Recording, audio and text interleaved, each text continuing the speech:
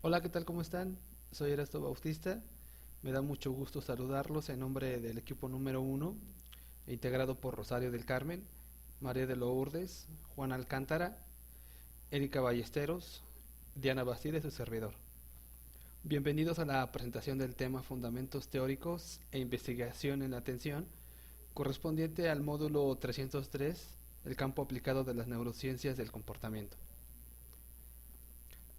La atención es uno de los procesos cognitivos que tiene un lugar central debido a que cuando los mecanismos atencionales resultan alterados como consecuencia de lesiones estructurales del sistema nervioso o bien a consecuencia de alteraciones funcionales como aquellas ligadas a determinadas patologías psiquiátricas, la integridad de otros procesos cognitivos como puede ser la percepción, la memoria y el lenguaje resultan comprometidas, pues como puede entenderse, la atención es un prerequisito funcional para la mayoría de las actividades de nuestra vida cotidiana.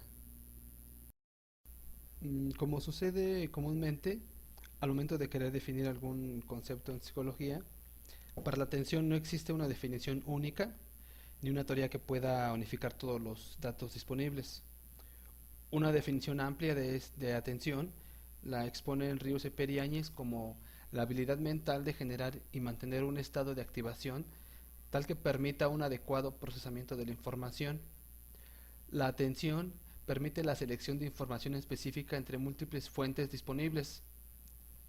Ello incluye estimulación interna y externa, memorias, pensamientos e incluso acciones motoras.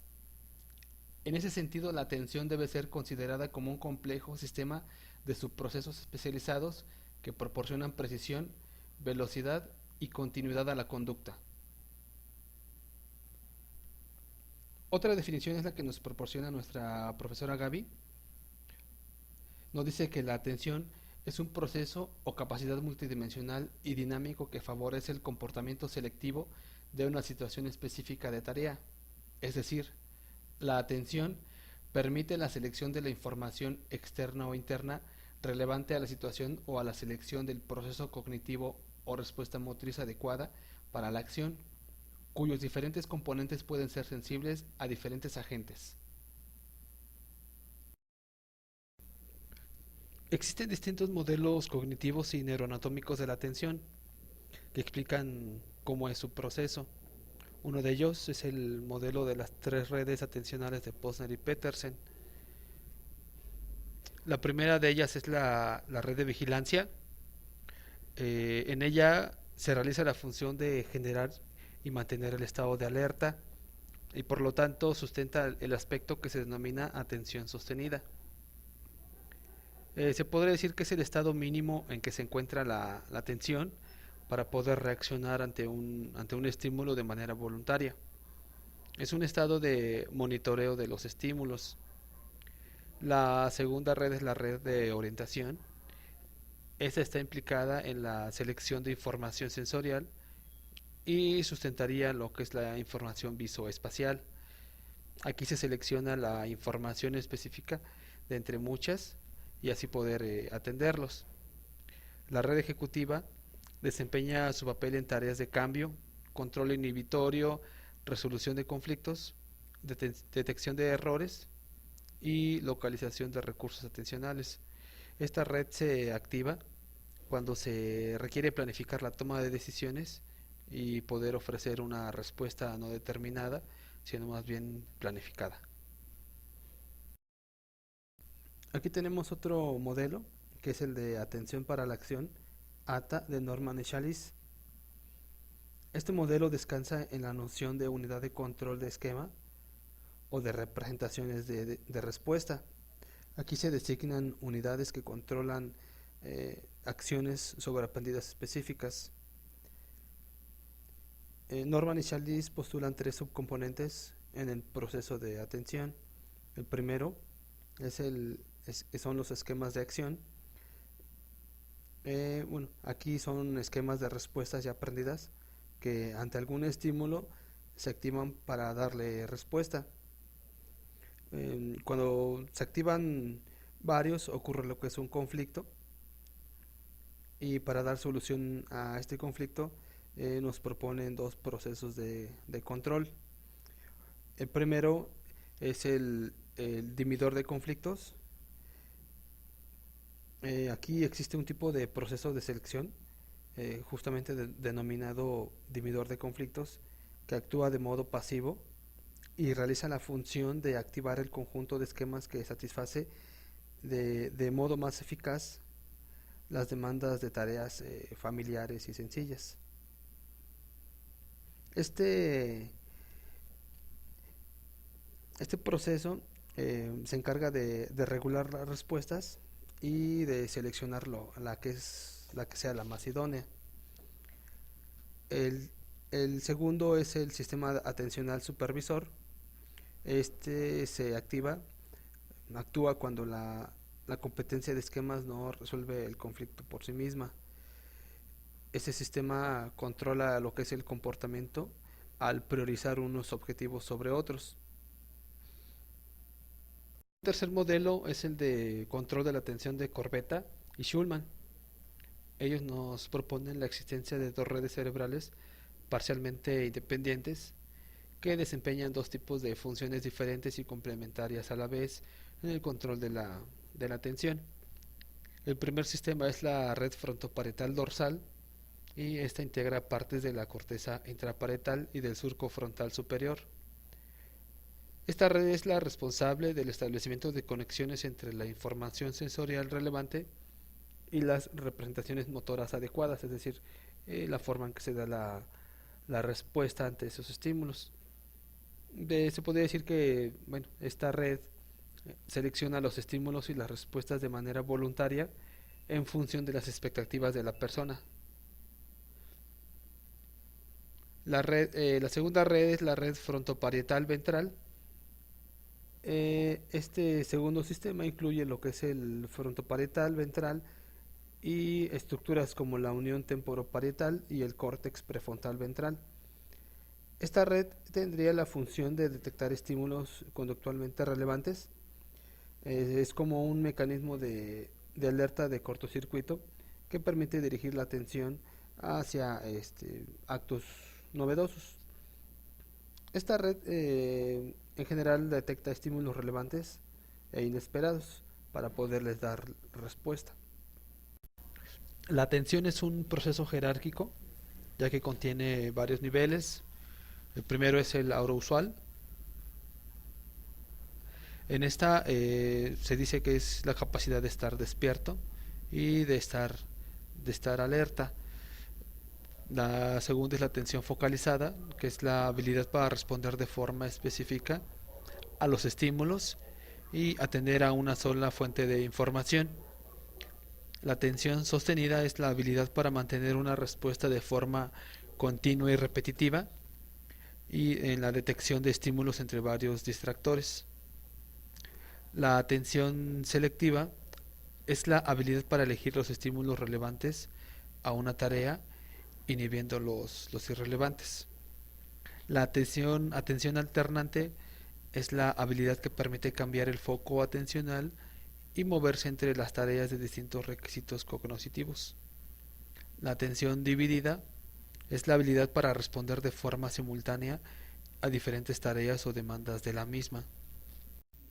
A continuación, mencionaremos algunos tipos de alteraciones y las distintas situaciones que se presentan en ellas. La primera es la de alerta y atención focalizada. Esta se da cuando se está en coma, cuando hay desorientación, baja respuesta de estimulación, somnolencia y ausencia de reflejos de orientación. La segunda es la de vigilancia y de la atención sostenida. Aquí hay una marcada dificultad en mantener la atención a una tarea durante periodos de tiempo prolongados. Hay cansancio con facilidad y requieren de periodos de descanso. La tercera es la de atención dividida. Aquí existe una incapacidad de retomar una actividad dada cuando ha sido interrumpida por una segunda tarea. La cuarta es la de atención selectiva. Aquí consiste en usar repetidamente de manera impulsiva y sin ninguna finalidad los objetos que se tienen al alcance, aunque sea inapropiada o innecesaria dicha utilización. La de atención alternante. Esta se manifiesta en pacientes con dificultades para adaptar la conducta a las necesidades cambiantes del entorno. Tienen dificultad para abandonar una tarea y hacer otra. La sexta y última es de la velocidad de procesamiento de información. Aquí existe una lentitud en el procesamiento de información y hay una dificultad para recuperar la velocidad perdida a causa de alguna interrupción. Ahora veremos lo que son algunos trastornos de la atención. El primero de ellos es la heminegligencia. Aquí hay una falla en referirse, orientarse o responder ante un estímulo presente contralateralmente a una lesión cerebral. No se responderá a estímulos contralaterales a la lesión. En el libro de fisiología de la conducta, de Neil Carson, vienen muchos casos clínicos y entre ellos hay uno de una señora que sufrió una lesión en la parte posterior del lado derecho del cerebro y esto ya no le permite prestar atención a lo que sucede de su lado izquierdo. Es más, ni siquiera reconoce su brazo izquierdo aun cuando lo ve pegado a su hombro. Esto Carson lo denomina como negligencia unilateral. Aun cuando se sigan percibiendo sensaciones del lado izquierdo, ya no se les presta atención. Asimultagnosia es una es un padecimiento que solo permite la atención fija en un solo objeto o detalle y se omite el resto. En este trastorno se percibe la inhabilidad para interpretar una escena a pesar de tener la habilidad de percibir cada parte como un todo. El síndrome de Valent es un trastorno de la atención espacial. Es la inhabilidad para percibir varios estímulos a la vez. Para facilitar el proceso de evaluación de la atención, primero se requiere de la elaboración de un protocolo muy amplio con el propósito de tener un esquema claro que oriente la rehabilitación del paciente. La evaluación clínica de la atención normalmente se realiza a partir de algunas fuentes fundamentales de información. Estas son entrevista con el paciente, entrevista con los familiares próximos, observación directa de la conducta del paciente y uso de escalas y cuestionarios que contengan ítems adicionales. Algo que es indispensable en el proceso de evaluación son la utilización de tests neuropsicológicos diseñados específicamente para la evaluación de la atención y estas se muestran a continuación en las siguientes tablas.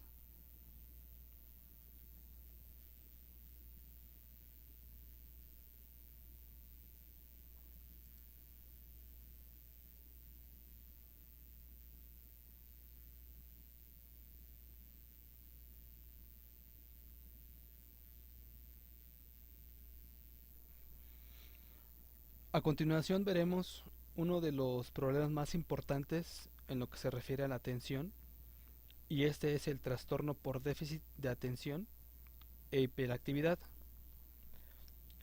Russell Barclay, que es un experto en este trastorno, lo define como es un trastorno de desarrollo caracterizado por la falta de atención, sobreactividad e impulsividad inapropiado desde el punto de vista evolutivo.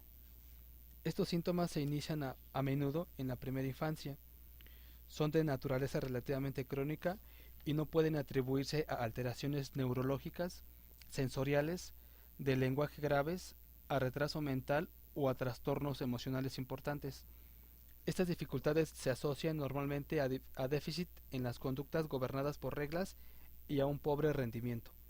Los síntomas fundamentales para este trastorno son tres, que uno es la disminución de la atención, dos es la impulsividad y tres es la hiperactividad.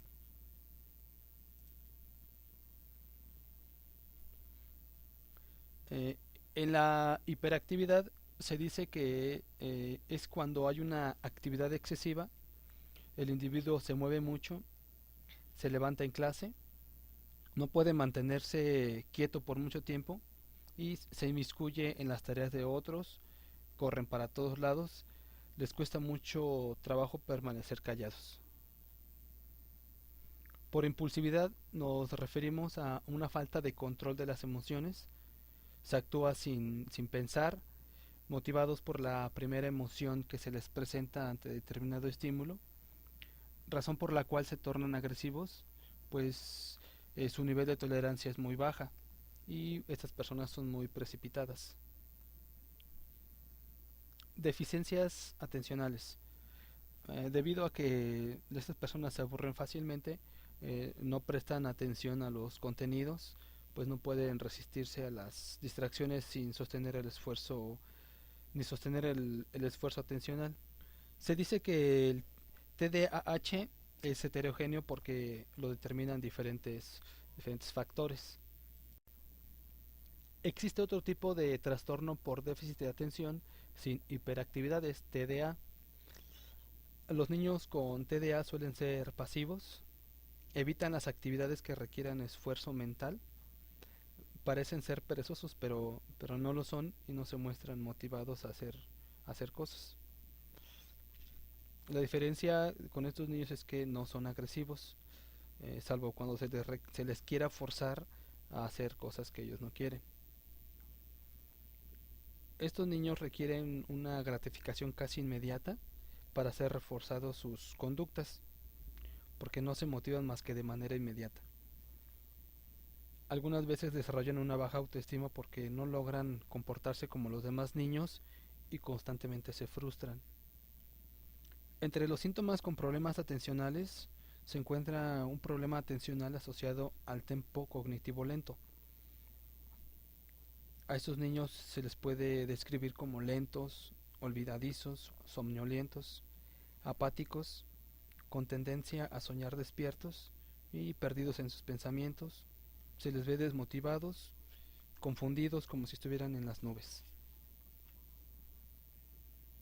La diferencia es que los niños con TDA se caracterizan por ser pasivos y retraídos, y los niños que presentan TDAH tienden a ser dominantes y controladores.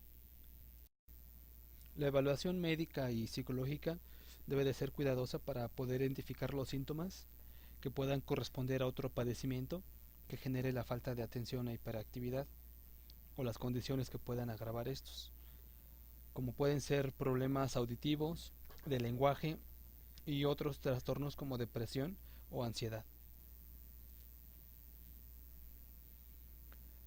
La evaluación psicoeducativa es necesaria para identificar el nivel de funcionamiento intelectual del niño, así como sus habilidades de lectoescritura y matemáticas, además de problemas emocionales, de motricidad y de lenguaje. La evaluación de la familia es también muy importante para considerar el nivel de estrés, si existe discordia marital y la forma de crianza y los antecedentes. La evaluación del impacto del entorno social en la vida familiar nos permite identificar los valores culturales en la familia que pueden ejercer presiones psicológicas en el niño, ya que si los padres tienen expectativas y exigencias respecto a los hijos, esto les puede generar un alto estrés. El tratamiento debe ser multidisciplinario, en donde tanto los profesionales de la salud como el psicólogo, el psiquiatra, los profesores y sobre todo los padres intervengan. Bueno, pues hasta aquí esta exposición que se alargó un poquito. Esperamos haberles dado un panorama más amplio sobre el tema. A continuación inicia la sesión de preguntas, dudas, comentarios y sugerencias en el foro correspondiente. Esperamos su participación. Muchas gracias.